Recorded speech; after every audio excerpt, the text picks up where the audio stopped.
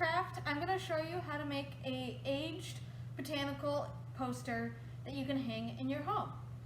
We have a limited number of craft kits with the supplies needed for this project available at the drive-up window. This kit included a poster that was printed here in the makery. So let's get started and let me show you how to make it. This craft kit includes a 10 by 14 inch poster, 2 12-inch dowel rods, some twine, and some tea. You are going to need some hot water to brew the tea, and we're going to submerge the poster in the tea to age it. We recommend having a baking pan that's bigger than 10 by 14 so you can submerge it at once. But if you have a smaller pan, you can do it in sections or you can use a rag. And then I'm going to be gluing the twine to the dowel rod using a hot glue gun, but you can use a different glue of your choice. And you can either let the poster air dry or you can dry it faster using a heat gun or blow dryer. And I'm going to be making the sample by staining the dowel rods with a walnut wood stain. So once you have all of your supplies gathered, you're going to get started. The first thing I'm going to do for this project is stain the dowel rods. Now this is an optional step, you don't have to do this. I'm doing it just because I like the look of a walnut stain. So I'm going to be using a walnut wood stain. If you do decide to stain the dowel rods, you want to read the instructions on your stain and follow those as best you can. You would normally use a foam brush or a bristle brush or a cloth rag. I'm actually going to cut corners today and use just a paper towel, just because these are pretty small and it's not like we're doing a piece of furniture. So you want to make sure that you stain or that you stir your stain, dip in your applicator, and rub it. And you'll notice I'm wearing gloves because I don't want to get stain on my hands.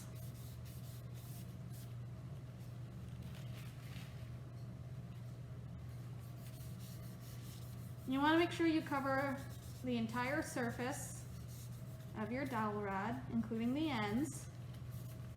After letting the stain soak in a little bit, I'm going to take a brand new paper towel and I'm going to wipe off the extra stain that's still on the dowel rods.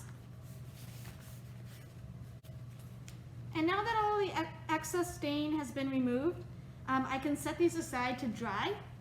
The instructions on my stain say to let it dry for an hour.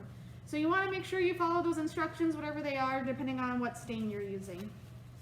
After staining the dowel rods and setting them aside to dry, the next thing to do is to steep your tea and let it cool down.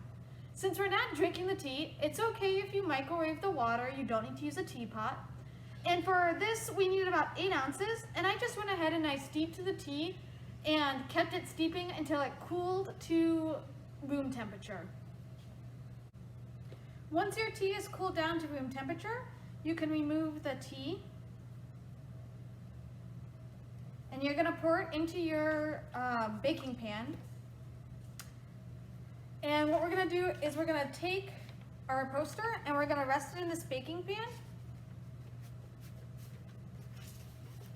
And we're going to get the back side wet and we're going to slush the tea around. We want to get the entire surface of this poster wet from the tea. If you don't have a baking pan that's this large, you can do this in sections, or you can even take a rag and you can dab a soaked rag on your poster to get tea on it. And we're going to do this for a couple minutes. The longer you let it soak, the more the tea color is going to stain the paper. You do want to be gentle because as your paper gets more and more wet, it's going to be more and more fragile and easy to rip. So you want to be careful that you're not ripping your poster. So I let my poster soak for about 3 minutes. So now what I'm going to do is pull it out. Again, the paper is going to be fragile because it's wet, so you want to make sure you're not ripping it. And you want to pull it out and let it drip.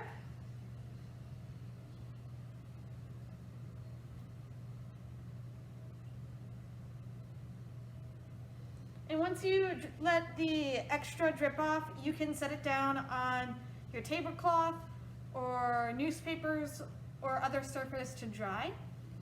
And you can either let this dry naturally, air dry it, or you can grab a hair dryer or a heat gun and you can dry it faster.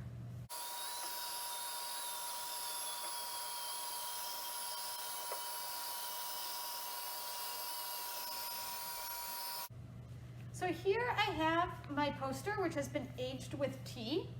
And this is what it looked like when we started the process, to give you an idea of how golden this now looks. As your poster and dowel rods finish drying, you want to go ahead and plug in your hot glue gun to warm it up, or you want to grab whatever glue it is you're going to be using for this project. What we're going to do next is take our dowel rod and we're going to apply a stream of glue at the top and bottom of the poster and set our dowel rod on top of that glue and glue it in place. So I'm going to go ahead and do that with my top piece.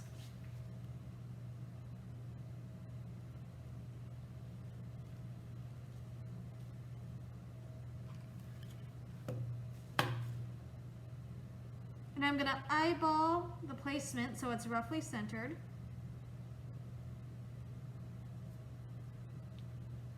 And since I'm using hot glue, I'm going to press it down to get a firm adhesion and then wait till it cools. Now that my top piece is glued in place, I'm going to flip this around and do the bottom side.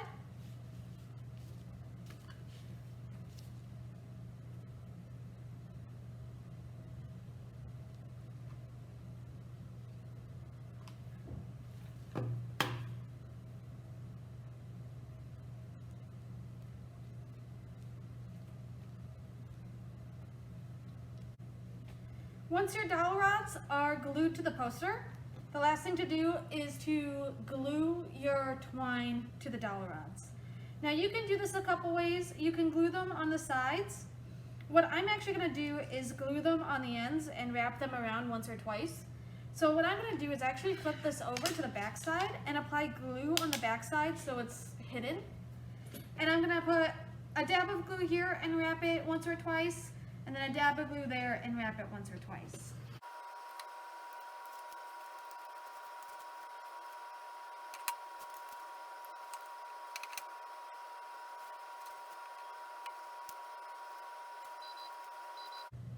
Now that my twine is glued to the dowel rod, the very last thing I'm going to do is take some scissors and trim off the tails of the twine.